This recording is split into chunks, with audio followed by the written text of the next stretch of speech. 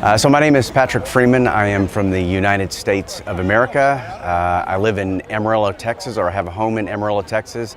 I'm a teacher here in Chongqing at Chongqing. My name is Ryan Atkin. I come from Sheffield in England, and I'm the foreign teacher supervisor for Chongqing New Oriental School in Jiangbei District.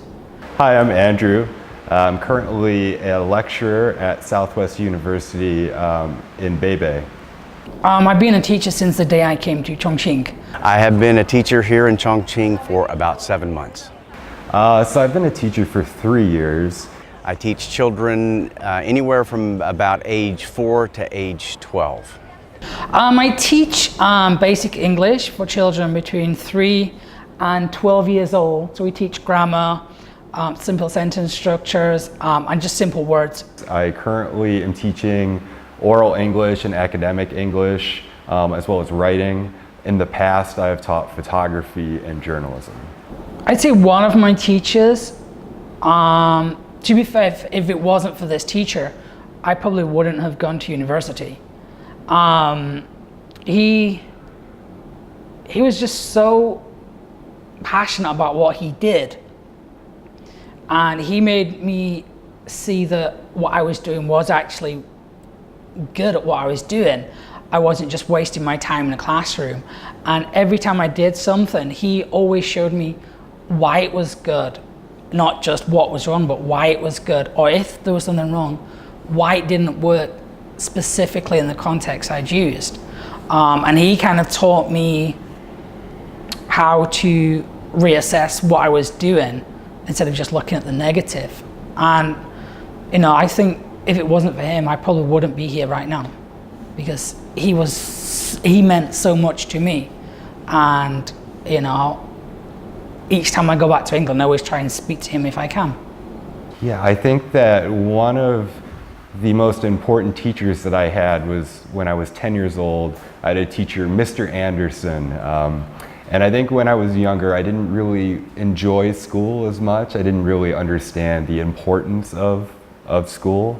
So there was this one saying he told me one day that I think has stuck with me, that a journey of 1,000 miles begins with one step. And that everything that we do, no matter how small it is a part of our larger journey. My favorite teacher growing up, I'm going to have to go all the way back to kindergarten, actually first grade, and her name was Mrs. Pritchett. And she was a very sweet woman, very caring, very encouraging, and always told me that I would be successful, that I would do a lot of great things, and was just really an encouragement. Whenever I struggled with schooling, she was always spent extra time with me. So I really, I appreciated her. Walk into classrooms for me every day, and I just see some of the children's faces. They're so happy to see me. They're like, "Yay, Ryan!" Or they run to you to hug you and to kiss you. And I worked for one school before. I had a little girl. She was so scared of foreigners. She'd never met a foreigner, and it was the scariest thing ever, locked in a classroom for an hour and a half.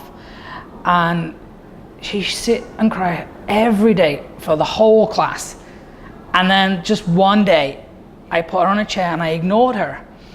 And maybe after 2 classes of just ignoring her, she came and sat with the class, and she wanted to join in.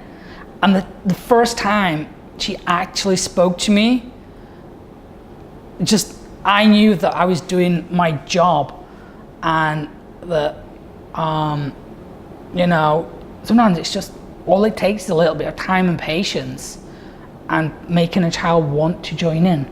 And, that for me is just, that's why I'm here, just for the children.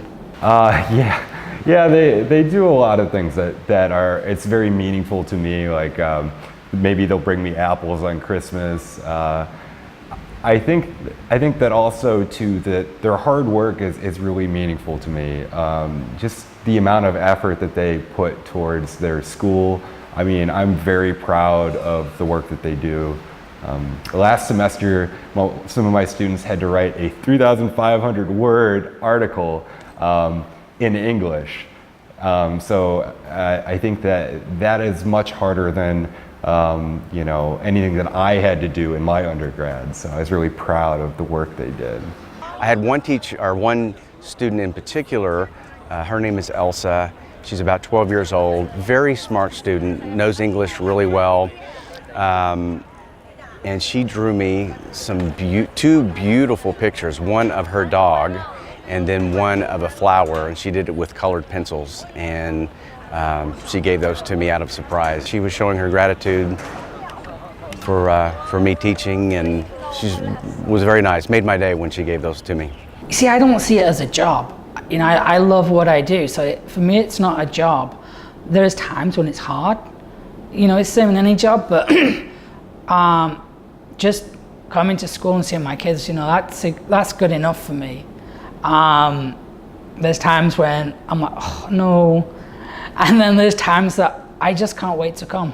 I always arrive to school early just so I can, sometimes play with the kids for 5 minutes or just speak to them outside.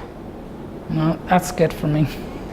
Yeah, I think teaching is a very rewarding profession, but I think that you should really have an interest in teaching, but also learning, right? Being able to learn from my students is one of the most rewarding parts about teaching. Me being a foreigner here in China, there's a lot that I don't know on a daily basis, and I have so many questions. So while I'm teaching my students English and I'm teaching them grammar and I'm teaching about how to write stories, they're also teaching me a lot about Chinese culture. So it's a very nice exchange in that way. Teaching here in China has been a wonderful experience. I mean, it's been life-changing for me to come to a completely different country. I haven't traveled internationally before, with the exception of back in February of last year. I came to Chongqing, and that's actually what motivated me to get my teaching certificate and come here. But it's life-changing. I mean, not only do you get to experience a wonderful culture, wonderful food, and see, great buildings and monuments that China has, but you also get to impact the children here as they're growing up.